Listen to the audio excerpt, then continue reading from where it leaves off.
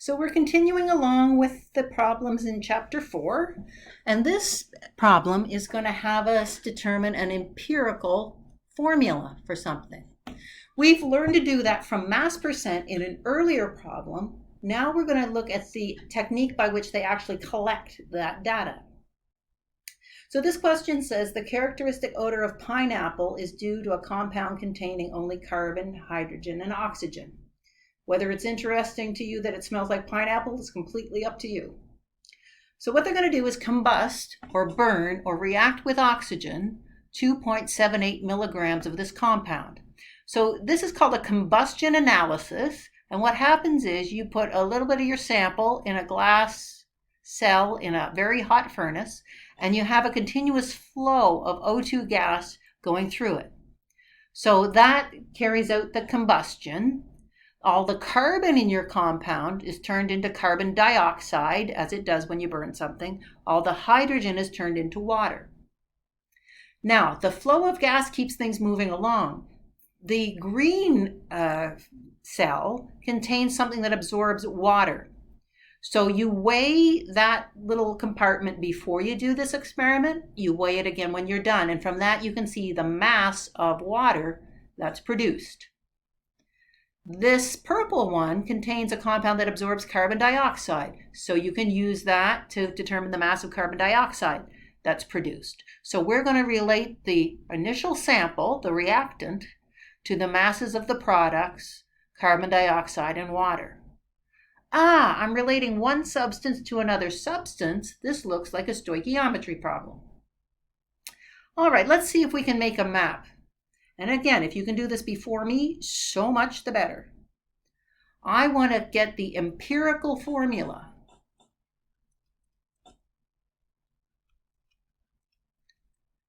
for a compound that has carbon and hydrogen and oxygen, maybe X, Y, and Z.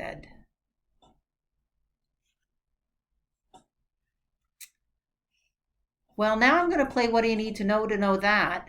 And I play that as simply as I can. By definition, what is an empirical formula?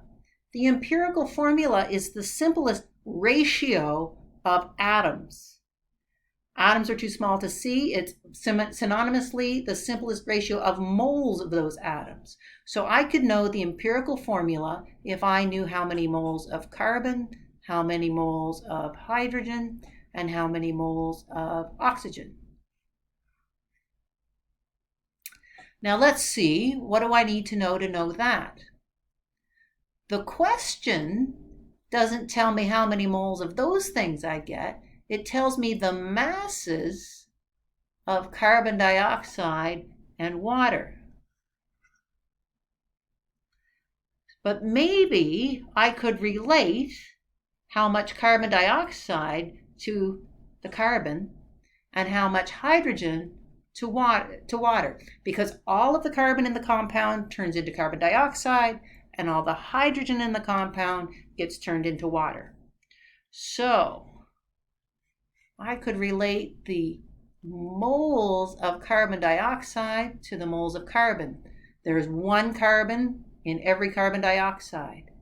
I could relate the moles of water to the moles of hydrogen. There are 2 hydrogens for every water. I don't know how I'm going to find the moles of oxygen. That will be a puzzle I'll save for later. I can't relate it with stoichiometry because what I don't know is how much oxygen combined with it.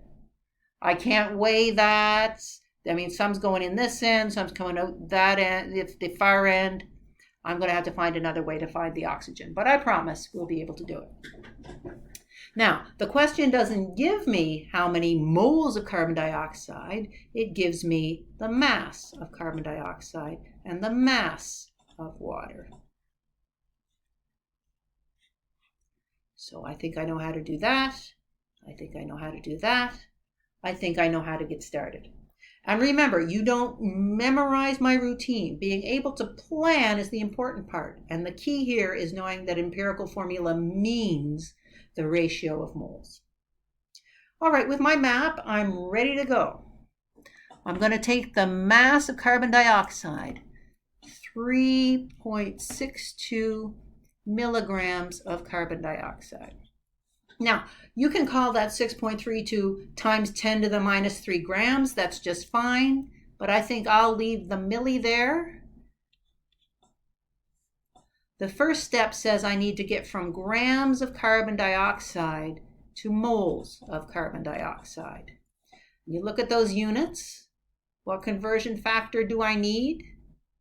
The molar mass of carbon dioxide is 44.01 grams. So that cancels grams of carbon dioxide, but it leaves me with the milli. I'm left with millimoles, and there's nothing wrong with that. All right, what do I do next? Back to my map. I can't get lost. Now, in the second step, I'm going to go from moles of carbon dioxide to moles of carbon. I need to get rid of moles of carbon dioxide and get moles of carbon. Now, this step is only going to work for this kind of reaction in which all of the carbon in the starting material ends up in carbon dioxide. When that happens, I can just look at the formula of carbon dioxide and see the ratio. I can see that in a molecule of carbon dioxide, there's one carbon atom. If I scale it up, in a mole of carbon dioxide molecules, there will be a mole of carbon atoms. There is a one carbon atom in there. So now I'm left with millimoles of carbon.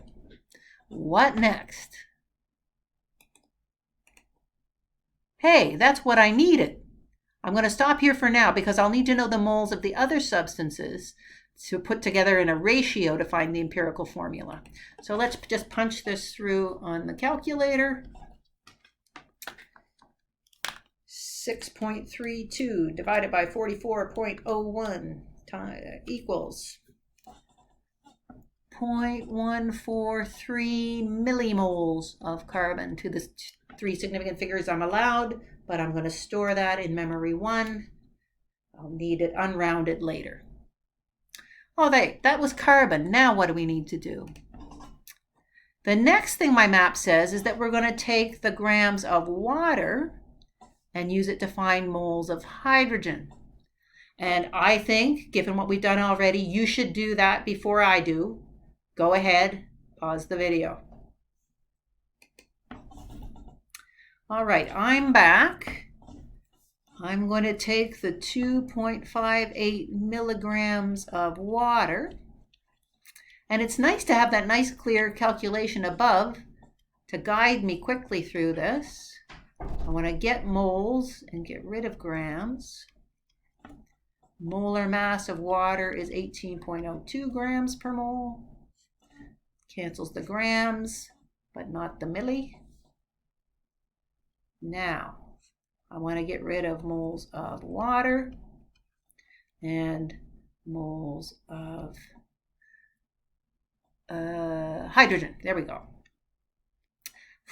All of the hydrogen ends up in the water, so I can use the formula. See, there are 2 hydrogen atoms in every water molecule, or 2 moles of hydrogen atoms in 1 mole of water. So I just tap that in my calculator, 2.58 divided by 18.02 times 2. Store in memory 2, 0.286 millimoles of hydrogen.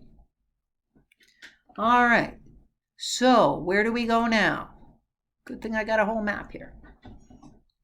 So I've got the moles of carbon and I got the moles of hydrogen. I alluded to the fact we're going to have to do a little more thinking before we get the moles of oxygen. Let's read the whole question again and see if you have an insight. Pause the video. All right, I'm back.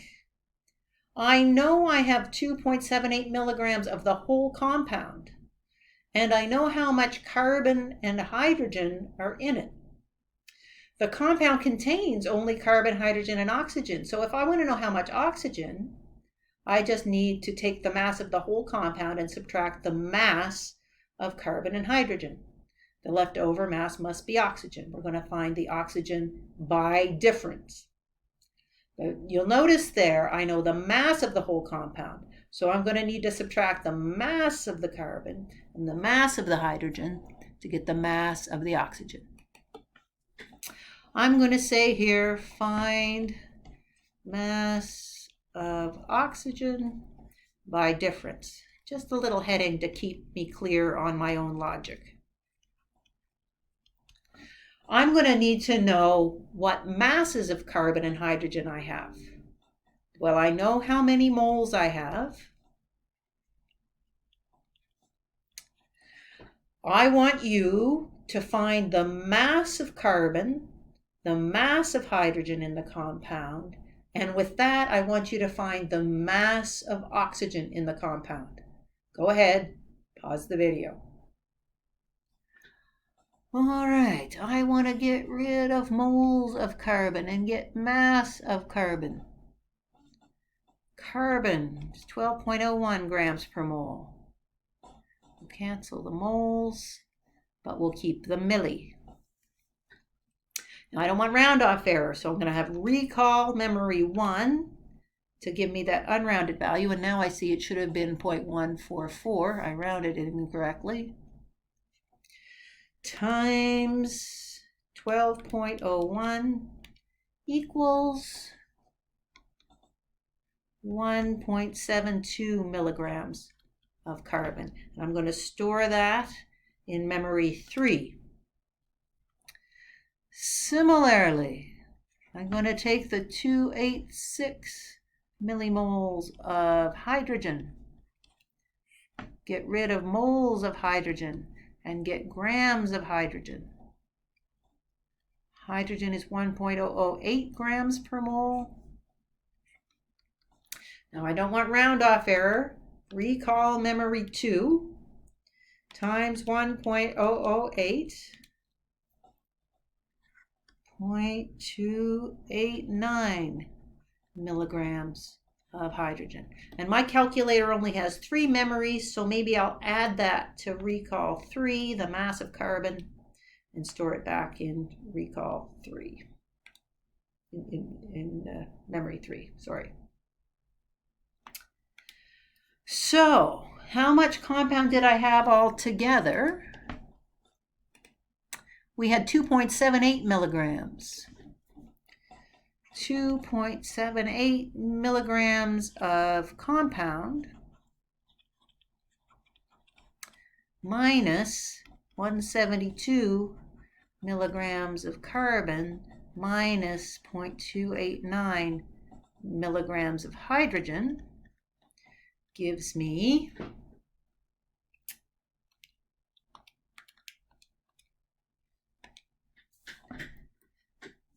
0.77 milligrams of oxygen. Where's my pen gone?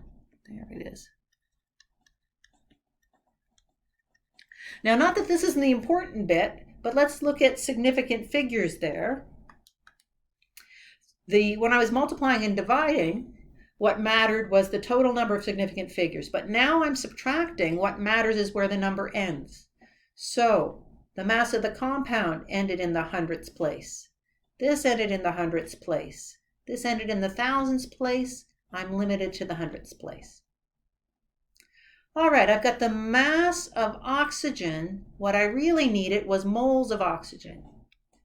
0.77 milligrams of oxygen. Get rid of grams. Get moles.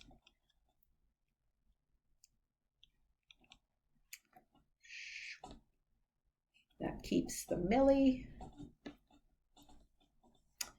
I already have the mass of oxygen unrounded in my calculator display. Just divide by 16. And to the 2 significant figures I'm entitled to, that's 0.048 millimoles of oxygen. Now I already have how many millimoles of carbon in my memory 1, how many millimoles of hydrogen in my memory 2. And now I'm going to store my millimoles of oxygen in memory 3. Don't want to dazzle you with these calculator memories. What you can do, and it should be sufficient, if you just carry 1 or 2 extra digits on paper, that should cut down your round off error as well. You can report more significant figures at the intermediate stage if you want. You just can't report less. All right, we've done a lot of busy work. Let's go back to the plan. My map says now that I have moles of carbon, moles of hydrogen, and moles of oxygen, I can use them to find the empirical formula, which is the ratio of those numbers. So, what is the ratio of those numbers? I had 0.144 millimoles of carbon to 0.286 millimoles of hydrogen to 0.048 millimoles of oxygen. In my calculator display, I think maybe I rounded it off too much. No, that's right. Okay. Now, I want my ratio to be in terms of small whole numbers. When you see a formula, it's always in terms of integers. So kind of on autopilot, I'm going to divide through by the smallest of those numbers. And in that way, I guarantee that I'll get a small whole number. That will turn out to be 1. If I do the same thing to every term in my ratio stays true.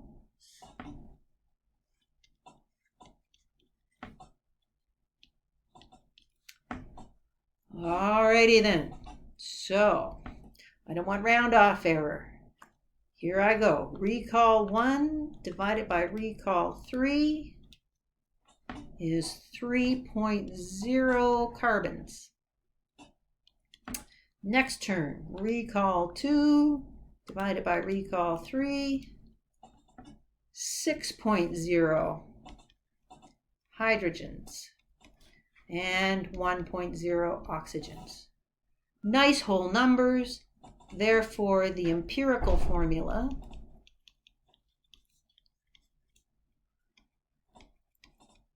is C3H6O1. Beautiful. Now that was a long question. We better go back and make sure we've answered everything. The question part of the question is, what's the empirical formula? Oh, it also wants to know the molecular formula. What do we need to know that? Well, the molecular formula must be a multiple of the empirical formula. The piece of data I'm going to need is the molar mass of the whole compound here is 116.2 grams per mole. I would love it if you could find the molecular formula before I do. Go ahead, pause the video. Now I know that the molar mass of the whole compound is 116.2 grams per mole. I want to compare that to the empirical formula mass. If the formula were C3H6O, the molar mass would be 3 times 12.01 for carbon, plus 6 times 1.005 for hydrogen, plus 16.00 for oxygen. It would be 58.06 grams per mole. With those two numbers there, I think my gut is telling me what to do. How many more times is the true molar mass than the molar mass from the empirical formula? Looks like double, right? So maybe the molecular formula is double that. Double the empirical formula. But to formalize it, in case you're not inspired, what I would do is take the molar mass for the whole thing, the bigger number, and divide it by the smaller number.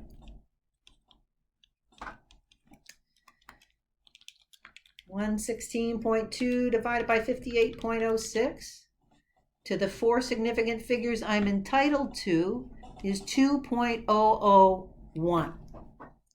Well, it's not exactly 2, but plus or minus 1 in the last digit. I think that's trying to tell me that it's 2. In other words, the molecular formula